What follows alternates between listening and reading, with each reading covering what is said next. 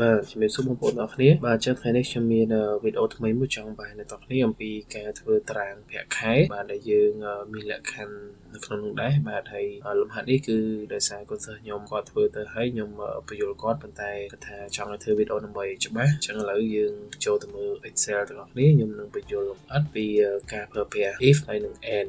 បាទបាទចឹងឥឡូវនេះនៅក្នុង Excel នេះខ្ញុំបានរៀបចំរួចរាល់ហើយបាទហើយតារាងនេះគឺដូចទៅនឹងលំហាត់ដែលខ្ញុំបានដាក់ឲ្យកូនសិស្សខ្ញុំបាទហើយគាត់ពិបាកក្នុងការដោះស្រាយបាទអញ្ចឹងសម្រាប់លំហាត់នេះករណីទី1ណាបាទគេនិយាយថាប្រសិនបើបុគ្គលិកភេទស្រីហើយមានកូនចាប់ពី3នាក់ឡើងទៅហើយនឹងមានប្រាក់ខែក្រោម$100នឹងទទួលបានប្រាក់បន្ថែម$20បាទអញ្ចឹងអានេះគឺជាលក្ខខណ្ឌទី1ហើយក្នុងលក្ខខណ្ឌនេះផងដែរគឺមាន3 variable បាទដូចជា3អញ្ញត្តិនៅក្នុងនេះណាបាទអញ្ចឹងទី1គឺភេទទី2ទាក់ទងជាមួយនឹងចំនួនកូនទី3ទាក់ទងជាមួយនឹងប្រាក់ខែរបស់គាត់បាទដែលយើងទៅចងរូបមន្តឲ្យវាប្រតិនៅកន្លែងហ្នឹងអញ្ចឹងណាអូខេតោះអញ្ចឹងឥឡូវសម្រាប់លក្ខខណ្ឌទី2បាទខគឺដូចគ្នាទាំងអស់ប៉ុន្តែខុសត្រង់ភេទបើសិនជាគាត់ភេទប្រុសយើងបន្ថែមឲ្យគាត់តែចំនួន$15ទេហើយសរុបមកវិញពីលក្ខខណ្ឌហ្នឹងបើសិនជាខុសបាទអញ្ចឹងគឺយើងចូលលក្ខខណ្ឌទី3គឺបន្ថែមតែ$5ទេណាប្រាក់ខែគាត់តោះអញ្ចឹងយើងទស្សនាវីដេអូទាំងអស់គ្នាខ្ញុំនឹងទៅសេមួយហើយនឹងបញ្យល់អ្នកទាំងអស់គ្នាអូខេបាទអញ្ចឹងជាដំបូងយើងត្រូវដឹងអំពី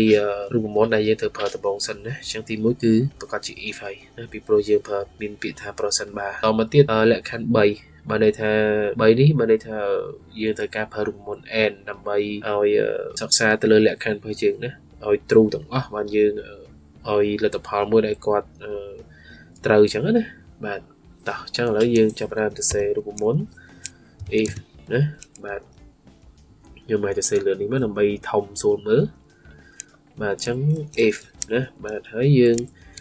បើកកញ្ចក់មួយមកយើងទៅសេរូបមន្ត and បាទអញ្ចឹងខ្ញុំចង់បញ្យល់តិចកន្លែង and នេះគឺជាលក្ខណៈបើយើងបកមកខ្មែរបានន័យថានឹងបាទអញ្ចឹងនឹងគឺអត់ដូចឬទេបាទពាក្យនឹងបានន័យថាត្រូវតែពិតទាំងពីរណាបានអាចអូខេកើតអញ្ចឹងណាបាទអញ្ចឹង logical ទី1គឺតាក់ទងជាមួយនឹង page ណាបាទអញ្ចឹង page ខ្ញុំ select ទៅលើ page របស់គាត់មកបាទអញ្ចឹងខ្ញុំឲ្យលក្ខខណ្ឌ page របស់គាត់ត្រូវស្មើ page ស្រីណាបាទអញ្ចឹងខ្ញុំទៅសេអក្សរសបាទយើងបិទវិញដល់មកវិញរបៀសមួយបាទអញ្ចឹងយើងចូលទៅដល់ logical ទី2លក្ខខណ្ឌទី2ណាអញ្ចឹងលក្ខខណ្ឌទី2គឺតាក់ទងជាមួយនឹងកូនបាទអញ្ចឹងកូនគឺត្រូវការធំជាងឬស្មើ3បាទន័យថាយើងរាប់ពី3ទៅណាបាទអូខេបន្តមកទៀតតកតងជាមួយនឹងប្រាក់បៀវត្សណាឬក៏ប្រាក់ខែហ្នឹងបាទអញ្ចឹងនៅកន្លែងនេះយើងពិបាកក្នុងការចុចតិចយើងអាចទៅសេក៏បានដែរនេះជួ G បាទអញ្ចឹង G4 បាទណាគឺយើងយកតូចជាងឬស្មើ100ណាបានន័យថា100ចុះក្រោម100យើងបិទវងចោលមកបាទអញ្ចឹងកន្លែងនេះគឺជារូបមន្ត and ណាបាទអញ្ចឹងយើងចង if នៅក្នុងហ្នឹងណាអញ្ចឹងបើសិនបើវាពិតលក្ខខណ្ឌហ្នឹងតើឲ្យវាស្មើអីណា